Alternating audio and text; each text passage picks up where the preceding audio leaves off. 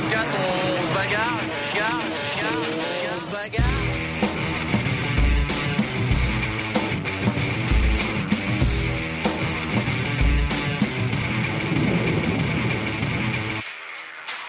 Bonjour à tous. Au programme aujourd'hui, le passage du Cap Horn pour 3 skippers, des réparations pour Tanguy Delamotte et Alessandro Di Benedetto, mais aussi le nouveau look d'Armel Lecléache. Avant ça, on s'intéresse au classement de 16 heures avec François Gabard qui garde la tête et augmente son avance sur Armel Lecléache, désormais à 100 000.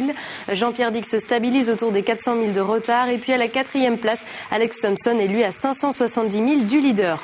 On retrouve ensuite les mêmes petits groupes qu'hier. Mike Golding, Dominique Vavre et Bernard Stamm ont tous trois passé le Cap Horn. Arnaud Boissière et Javier Sanso se tiennent toujours en un peu plus de 20 000 avec un léger avantage pour le Français. À l'arrière de la flotte, les 3 derniers ont tous plus de 3 000 milles de retard sur les leaders, mais continuent d'enregistrer de bonnes vitesses dans le Pacifique. Et dans cet océan Pacifique, ils ne sont désormais plus que 5, puisqu'après Jean Le Cam hier, c'était au tour du groupe Golding Vavre Stamm de passer le Cap Horn. 6e fois pour Mike Golding, 9e pour Dominique Vavre. Pour Bernard Stamm, cela signifie surtout qu'il sera bientôt ravitaillé en gasoil pour avoir de l'énergie à bord. Pour les deux autres, la remontée de l'Atlantique commence. Mais avant ça, ils ont savouré cette étape de l'aventure, toujours pleine d'émotions, comme l'a raconté Dominique Vavre à la vacation de ce matin. Le Suisse a d'ailleurs eu en plus un joli cadeau.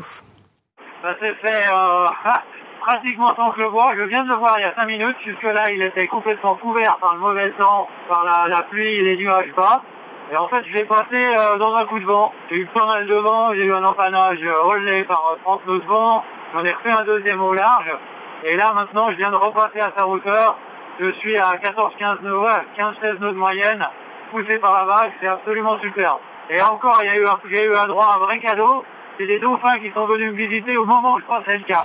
Un espèce de cadeau fabuleux. Ils sont vraiment tout près, là. Ça prévoit tout à fait. L'accélération. Je pense que ça donnera en film.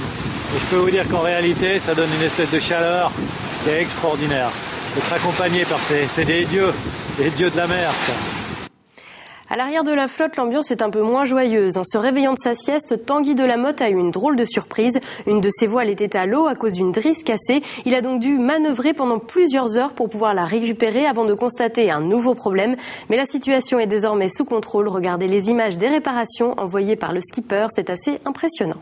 La drisse a dû lâcher et le Reacher est derrière nous. Déjà, il n'est pas dans la quille. On va certainement pouvoir le ramener à bord. Il va falloir aller le décrocher de l'emmag à l'avant, là, ça va pas être facile. Ils sont en train de récupérer la voile en avant. Ça avance. C'est la mauvaise nouvelle.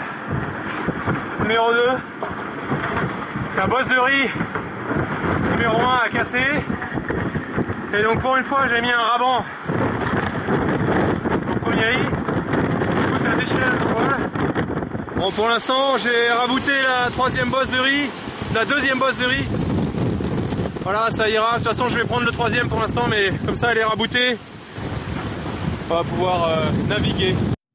La lanterne rouge Alessandro Di Benedetto a lui aussi dû faire des réparations sur son chariot de grand voile, mais il a rapidement trouvé une solution et a pu repartir à pleine vitesse, profitant actuellement de très bonnes conditions de navigation. Regardez.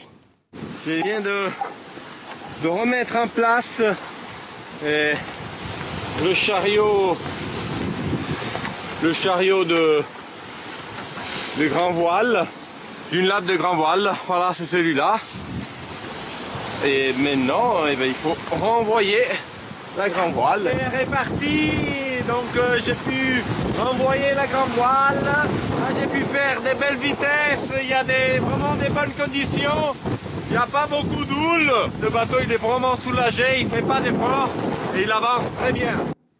Et pendant que certains ont les mains dans les outils, d'autres les sortent enfin. Alex Thompson, qui rencontrait depuis un mois des problèmes de batterie, a terminé de réparer le support de son hydrogénérateur et peut enfin recharger à 100%. Une très bonne nouvelle pour le skipper qui va désormais pouvoir utiliser tout le potentiel de son bateau et naviguer dans des conditions normales. Il est très content d'avoir pu effectuer les réparations sans s'arrêter, conservant ainsi sa 4e place. Une de ses priorités maintenant, c'est de raser sa barbe dès qu'il aura le temps de refaire de l'eau douce. Raser sa barbe, c'est ce qu'a fait Armel Lecléache tout en surveillant la progression du leader. Le skipper de Banque Populaire a adapté son look aux nouvelles conditions qu'il rencontre pendant cette remontée vers l'équateur. Regardez. La barbe des mers du Sud est partie. On a sorti la collection printemps-été 2013 pour les vêtements. La température commence à bien remonter. Là, la température de l'eau est plutôt agréable. Donc voilà, c'est pas trop difficile d'aller manœuvrer devant et de se faire mouiller. C'est moins compliqué qu'il y a 15 jours. C'est la fin de ce journal du Vendée Globe. Demain, vous retrouverez Aurélien Huard pour la suite de la course. Bonne fin de semaine.